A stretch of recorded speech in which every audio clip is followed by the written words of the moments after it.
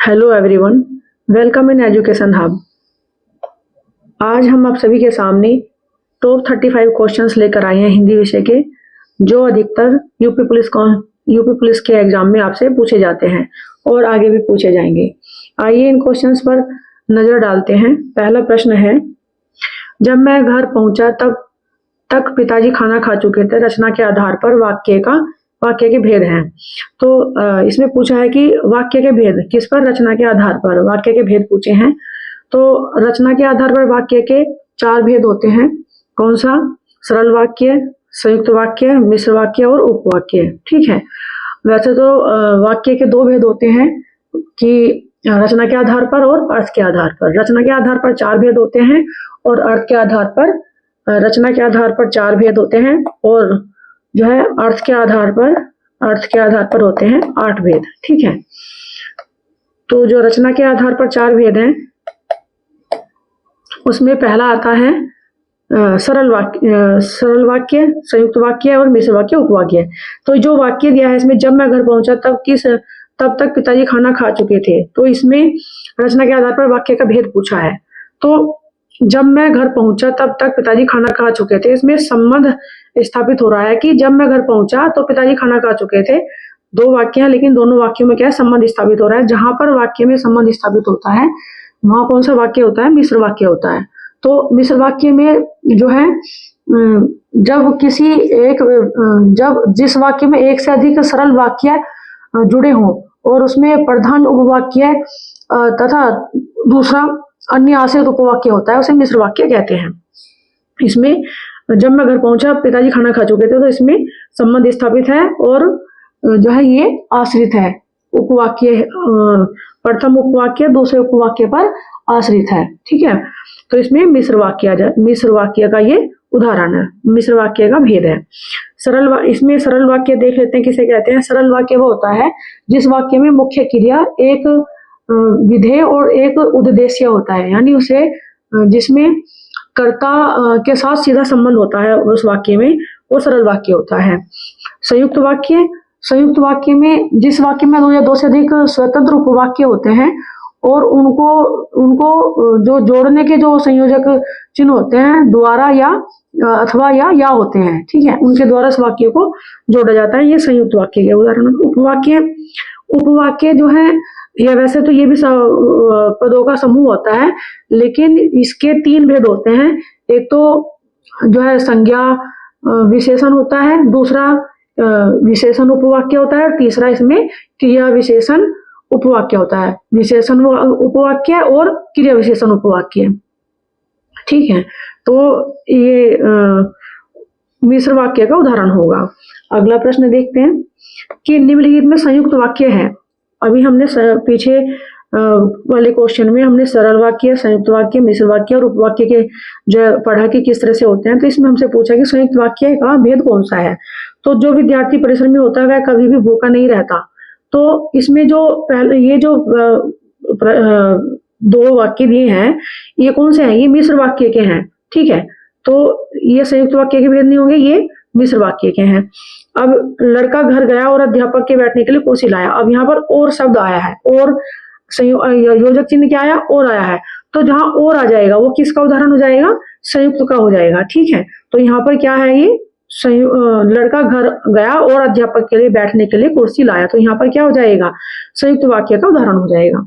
ठीक है। अगला देखते हैं। यह वही पेन है जो मुझे उपहार में मिला था। उपवाक्य का भेद है। अब इसमें पूछा हमसे उपवाक्य का भेद। उपवाक्य कौन से होते हैं?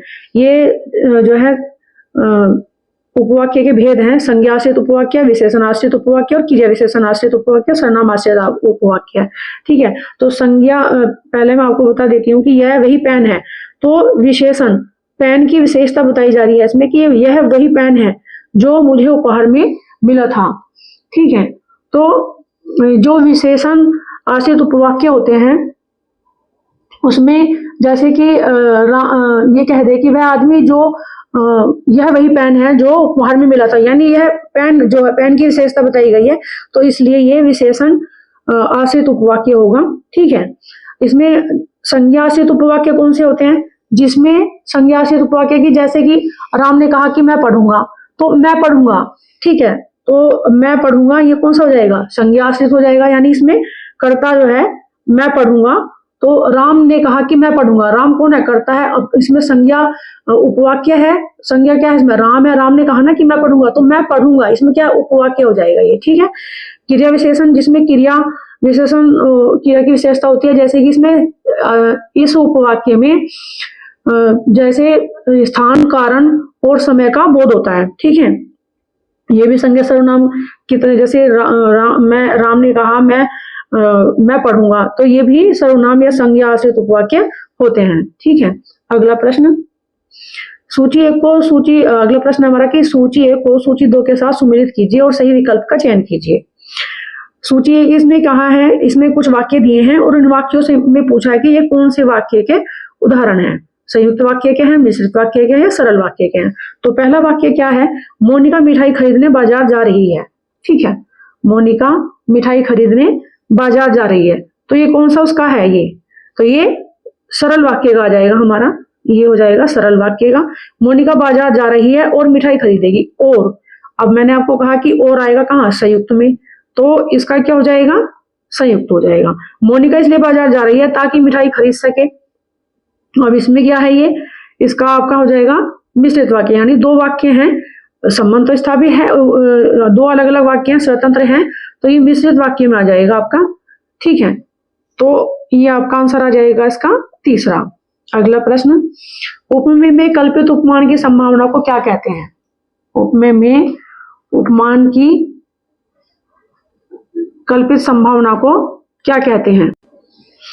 तो उपमेय में कल्पित उपमान की संभावना को हम उत्प्रेक्षा कहते हैं, यह उत्प्रेक्षा अलंकार का उदाहरण की वो दी है, डेफिनेशन दी है, तो इसका जो उत्तर हो जाएगा उत्प्रेक्षा अलंकार हो जाएगा। जो इसमें उपमा अलंकार की जो आएगी, वो उपमा अलंकार किसे कहते हैं, जहां दो वस्तुओं में रंग रूप में गुण के साथ एक साथ जो आधार पर जो समानता दर्शाई जाए, ठीक है, यानी रंग रूप और उसके गुण के आधार पर जो समानता दर्शाई जाती है, वहां पर उपमा अलंकार होता है। और रूपक अलंकार, जहां दो वस्तुओं में समानता के कारण एक वस्तु को दूसरी वस्तु के रूप में उसका रूप दे दिया जाता है, वहां रूपक अलंकार होता है। यानी कोई दो वस्तु हैं और वे एक समान रूप में है, तो उसमें जो एक वस्तु का जो दूसरे रूप में जो है रूप दे दिया जाता है, दूसरी वस्तु का रूप दे दिया जाता है। दो वस्तुओं में है, बहुत समानता होने के कारण वस्तु का दूसरी वस्तु का रूप दे दिया जाता है, तो वहां रूपक अलंकार होता है। जो दृष्टांत अलंकार है, दृष्टांत जहां उपमेय और उपमान के धर्म पृथक होते हुए भी उसमें बिंब और प्रतिबिंब से जो सादृश्यता दिखाई जाती है, वहां पर दृष्टांत अलंकार होता है।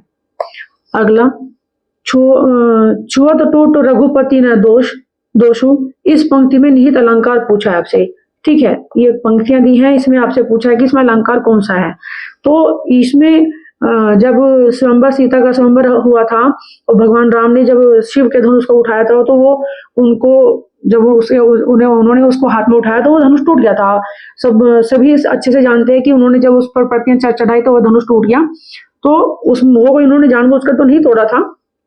तो छुअत टूट रघुपति न दोष, की वो छूते ही नहीं टूट गया, इसमें रघुपति का कोई दोष नहीं है, इसमें अतिशयोक्ति है कि बात को जो है बड़े अतिशयोक्ति है, ठीक है। तो यहाँ पर इसमें अतिशयोक्ति अलंकार आएगा।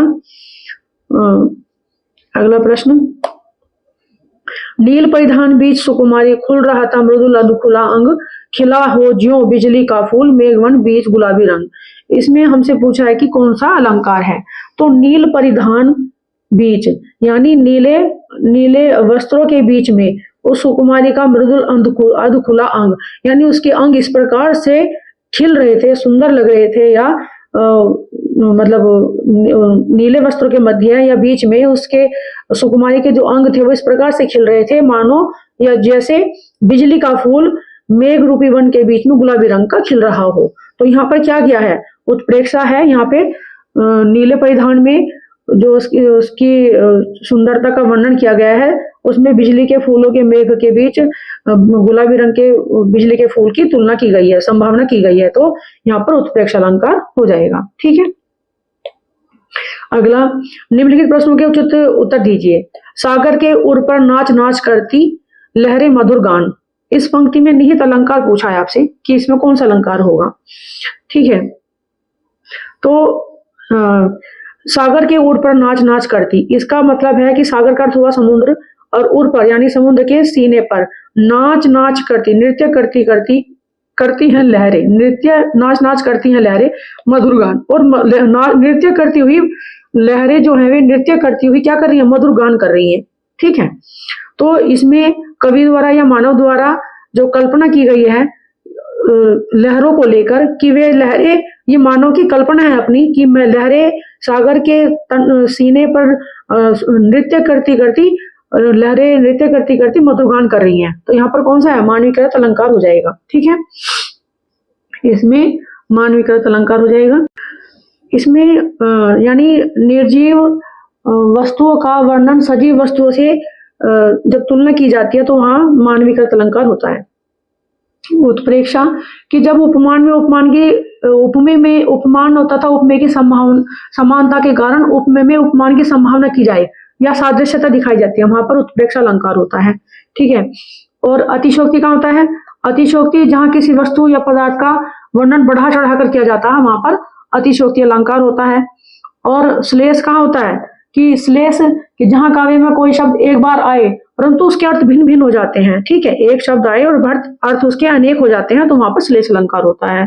ठीक है, तो इसका जो सही उत्तर आएगा वो मानवीकृत आएगा।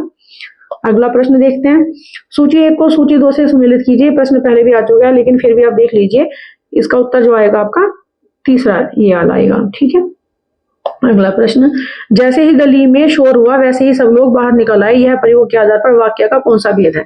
यहाँ पर आपसे फिर से वाक्य का भेद पूछ लिया गया है कि जैसे ही गली में शोर हुआ वैसे ही सब लोग बाहर आ गए। ठीक है, यानी ये एक वाक्य दूसरे वाक्य पर निर्भर है और ये मिश्रित वाक्य है। ठीक है, यह है मिश्रित वाक्य है। ठीक है, कि जैसे ही गली में शोर हुआ वैसे ही लोग सब बाहर निकल कर आ गए, तो ये कैसा वाक्य है, मिश्रित वाक्य है। अगला, मैं घर गया और पढ़ने बैठ गया, और मैंने आपको कहा कि जहां और या आता है और या से आए अथवा आएगा या आएगा वहां पे क्या होता है, संयुक्त वाक्य होता है। जो योजक चिन्ह और आता है वहां पर वो संयुक्त वाक्य होगा। ठीक है, तो यहाँ पर कौन सा है, मैं घर गया और पढ़ने बैठ गया, संयुक्त वाक्य है। अगला, जो मेहनत करते हैं वे छात्र हमेशा सफल होते हैं का सरल वाक्य क्या होगा। सरल वाक्य, अब सरल वाक्य कैसे बनाएंगे कि ये दो वाक्य एक दूसरे पर निर्भर है, संबंधित हैं। जो मेहनत करते हैं वे हमेशा सफल होते हैं, इसको हमें क्या बनाना है, सरल वाक्य बनाना है। ठीक है, मिश्र वाक्य है, इसको सरल वाक्य में कैसे बनाना है कि मेहनत करने वाले छात्र हमेशा सफल होते हैं, ये इसका सही आंसर हो जाएगा। मेहनत करने वाले छात्र हमेशा सफल होते हैं, ये इसका सरल वाक्य हो जाएगा। अगला, मैंने उसे उठाते ही खाना खिलाया का संयुक्त वाक्य क्या होगा। मैंने उसे उठाते ही खाना खिलाया, संयुक्त वाक्य की पहचान और से होती है, तो इसमें जब वह उठा तब मैंने उसे खाना खिलाया ये भी नहीं है, मैंने उसे उठाया और खाना खिलाया, और अब यहाँ और आया है तो संयुक्त वाक्य का जो योजक चिन्ह है और यहाँ पर और है, तो ये इसका सही आंसर उत्तर 2 हो जाएगा, मैंने उसे उठाया और खाना खिलाया। ठीक है, अगला प्रश्न, यहाँ पहले जंगल था और अब यहाँ घनी बस्ती है, रचना के आधार पर वाक्य का कौन सा बैल है। तो ये प्रश्न देखते हैं कि और, अब यहाँ पर और आया है, और किसका योजक चिन्ह है, संयुक्त वाक्य का। तो यहाँ पहले जंगल था और अब यहाँ घनी बस्ती है, ये संयुक्त वाक्य का उदाहरण है। अगला, सूची 1 को सूची 2 से सम्मिलित कीजिए, सही विकल्प का चयन कीजिए। अब इसमें कहा है कि कैप्टन से, इसमें कुछ 3 वाक्य दिए हैं, इसमें आपसे वाच्य पूछा कि कौन से वाच्य का है, कर्तवाच्य है, भाववाच्य, क्रमवाच्य। कर्तवाच्य में जो कर्तवाच्य होता है उसमें क्या होता है, जो कर्तवाच्य है, कर्तवाच्य क्या होता है, जिसमें क्रिया का सीधा संबंध होता है कर्ता के साथ। ठीक है, कर्तवाच्य में कर्ता का सीधा संबंध किससे होता है, क्रिया के साथ, क्रिया का सीधा संबंध कर्ता के साथ होता है। तो जैसे इसमें कौन सा है, कैप्टन से खाया जाता है, नहीं, कैप्टन द्वारा चश्मा बदल दिया जाता है, इसका जो है ये भी नहीं आएगा। कैप्टन ने दुकान बंद कर दी, तो कैप्टन ने कर दी, तो क्रिया का सीधा कर्ता का प्रभाव जो है किस पे पड़ रहा है, सीधा क्रिया का सीधा संबंध हो रहा है ना कर्ता के साथ, कैप्टन ने दुकान बंद कर दी, तो इसका उत्तर आएगा यहाँ पर कर्तृवाच्य, ठीक है। कैप्टन द्वारा चश्मा बदल दिया जाता है, तो कैप्टन के द्वारा बदल जाता है।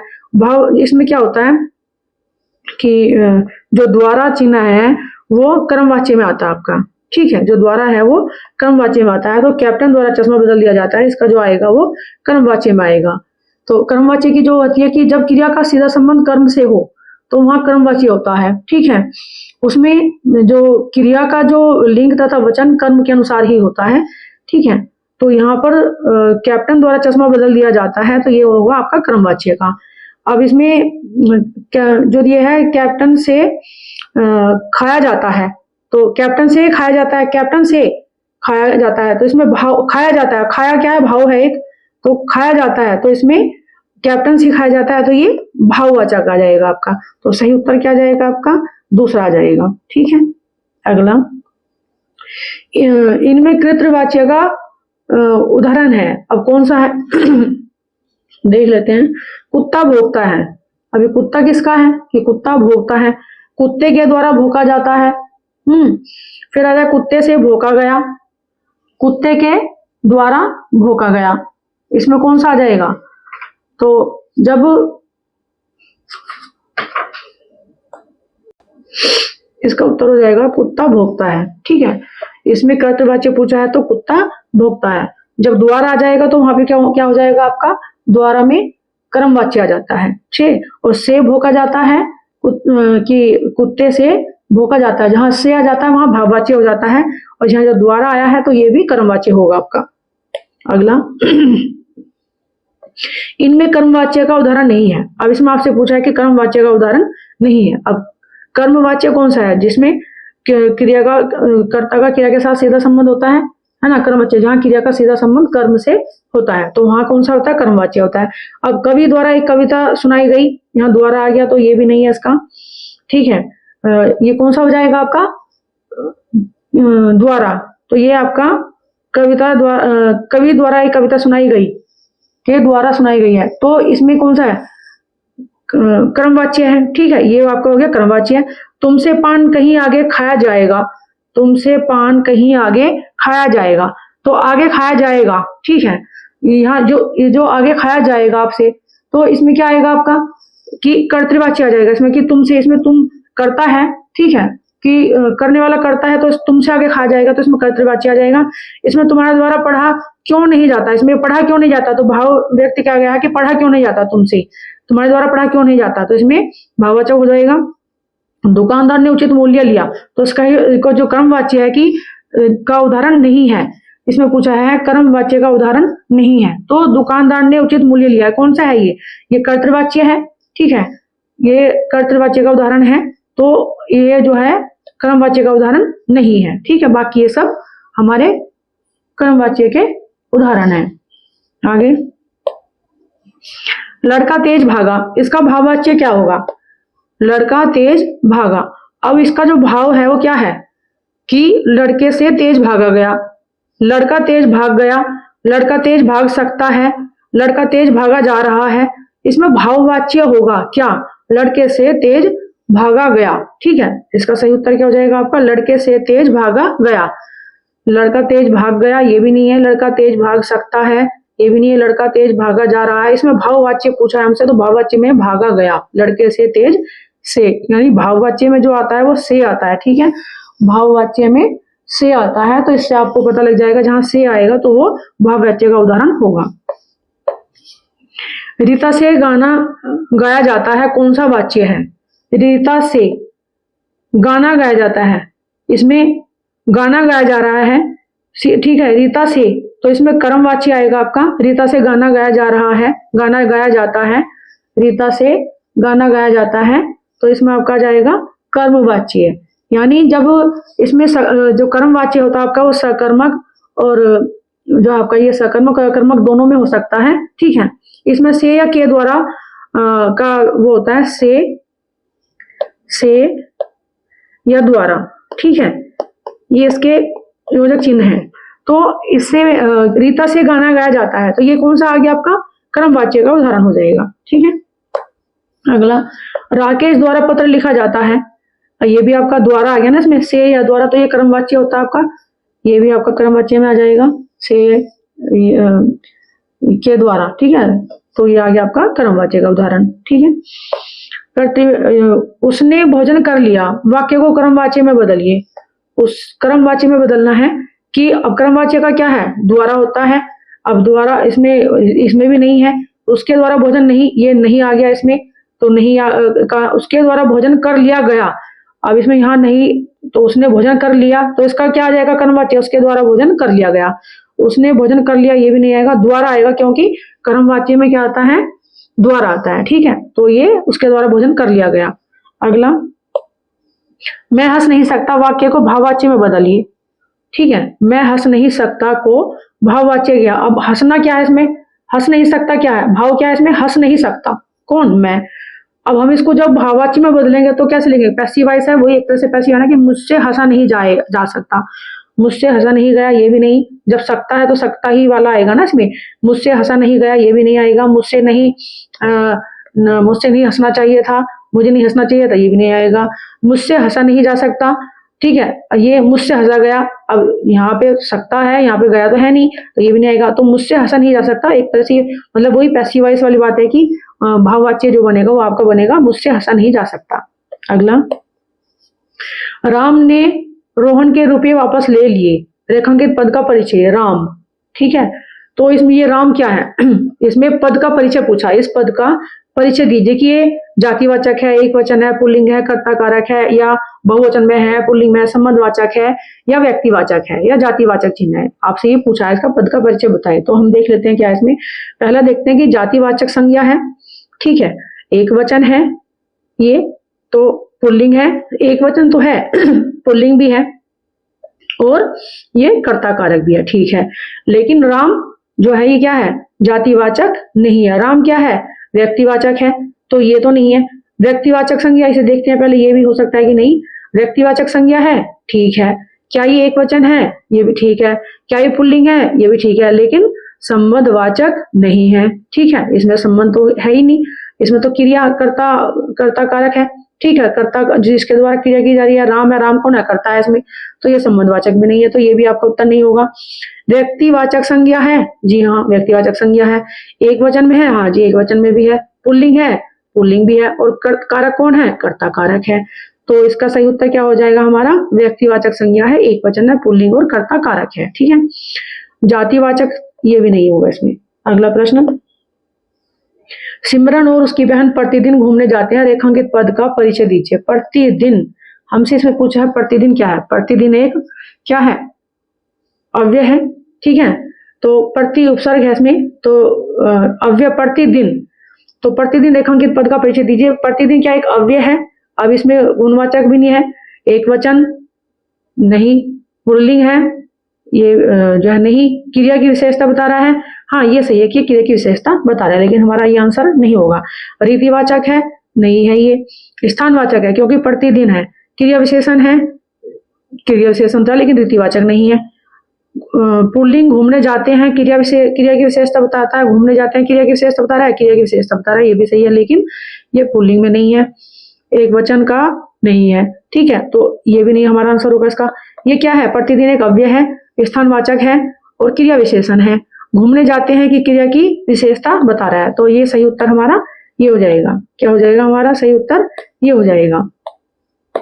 तीसरा, अगला, अब सभी व्यक्ति रोटी खाते हैं, अब सभी व्यक्ति रोटी खाते हैं, जो ये है रेखांकित पद का परिचय पूछा है, तो ये क्या है, क्या ये कौन सी क्रिया है, कौन सा इसमें वचन है, क्या ये पुल्लिंग है, स्त्रीलिंग है, कौन से काल का है, वर्तमान काल का है, कौन सा है, और इसका जो वाच्य है वो कर्तवाच्य क्रमवाच्य क्या है, इसमें आपसे भी पूछा गया है। तो सबसे पहले देख लेते हैं कि ये कौन सी क्रिया है। क्या ये एक सकर्मक क्रिया है, हाँ जी, ये एक सकर्मक क्रिया है, बहुवचन है, बहुवचन भी है, पुल्लिंग है, पुल्लिंग भी है, ठीक है, वर्तमान काल का है, वर्तमान काल का है, ये है, और कर्तवाच्य है, तो इसका उत्तर आ जाएगा ये, ठीक है।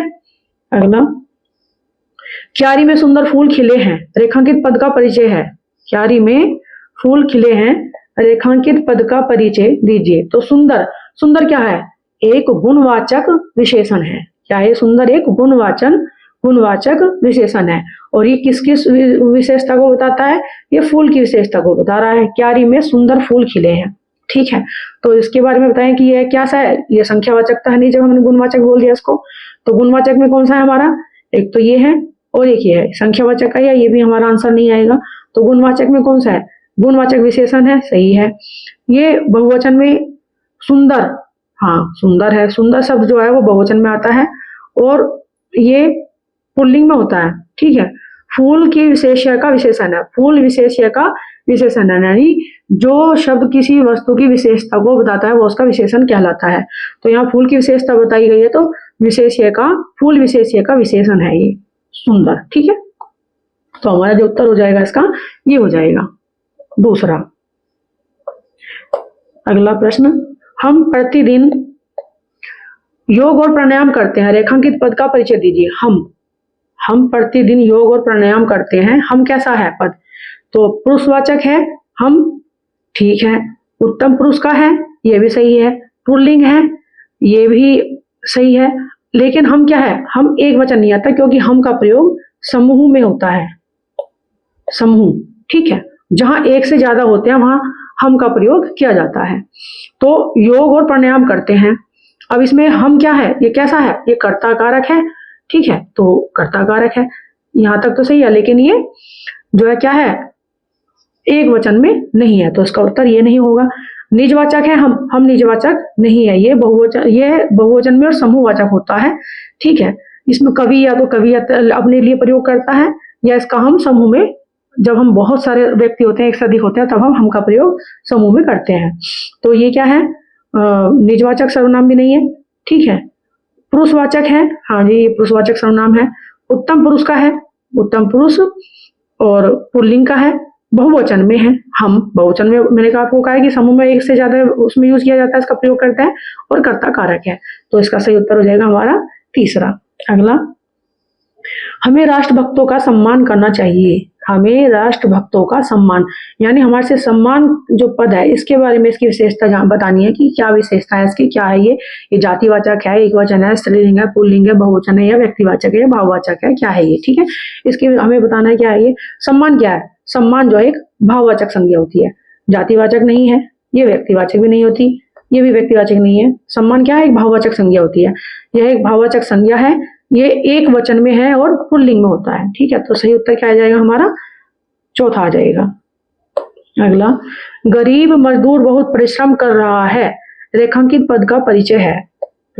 तो इसमें हमसे गरीब जो दिया है इसके बारे में इस पद का परिचय पूछा है कि ये क्या है, गुणवाचक है, विशेषण है, संज्ञा है, क्रिया है, कर्मक है, पुल्लिंग है, या मतलब बहुवचन में है, एक वचन में, क्या है ये, ठीक है। तो इसकी विशेषता बतानी है हमें, पद का परिचय बताना है। गरीब, गरीब क्या है, एक गुणवाचक विशेषण है, ठीक है। एक ये किसकी जो है, ये हमें क्या बता रहा है ये कि गरीब है। अब गरीब क्या है, जैसे मीठा है, खुशबू, तो ये सब चीज क्या होते हैं, गुण होते हैं। सुंदर है, वो क्या है, गुण है उसकी। गरीब क्या है, उसकी गुणवाचक विशेषण है। और मजदूर की जो गुणवाचक है, वो गरीब जो है मजदूर की क्या है, गुणवाचक विशेषता बता रहा है। और कैसा है ये, गुणवाचक हो गया, विशेषण तो है ही, क्योंकि उसकी विशेषता बता रहा है मजदूर की। तो जो किसी वस्तु की विशेषता को बताएगा उसका विशेषण होता है। तो विशेष्य कौन है, मजदूर, तो मजदूर विशेष्य है, उसकी विशेषता बताने वाला कौन है, गुण है, विशेषण है गरीब। तो ये क्या हो जाएगा, गुणवाचक है, पुल्लिंग में है, हाँ जी ये पुल्लिंग में है और एक वचन में है। तो इसका सही उत्तर आ जाएगा पहला।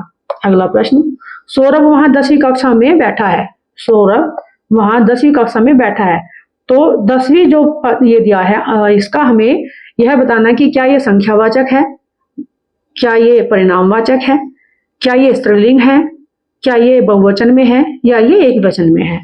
10वीं जो है ये स्त्रीलिंग में होता है, ठीक है।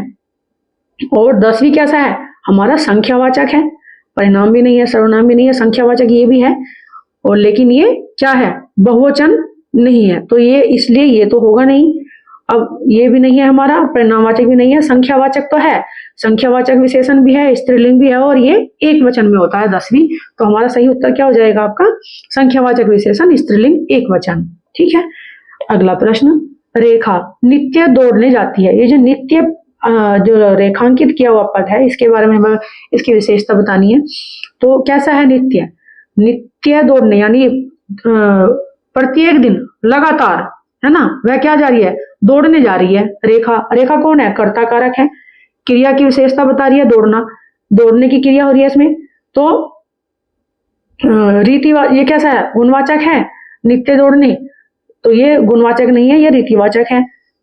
नित्य अव्यय भी नहीं है, ये भी नहीं होगा हमारा, तो क्या है, रीतिवाचक क्रिया विशेषण है, नित्य, और एक वचन में होता है, पुल्लिंग है, दौड़ने जाता है, क्रिया की विशेषता बता रहा है ये। यह नित्य है, दौड़ना क्या है, दौड़ना जाता है, क्रिया की विशेषता, यानी जो किसी वस्तु की विशेषता को बताए, विशेष्य की विशेषता को बताने वाला विशेषण होता है।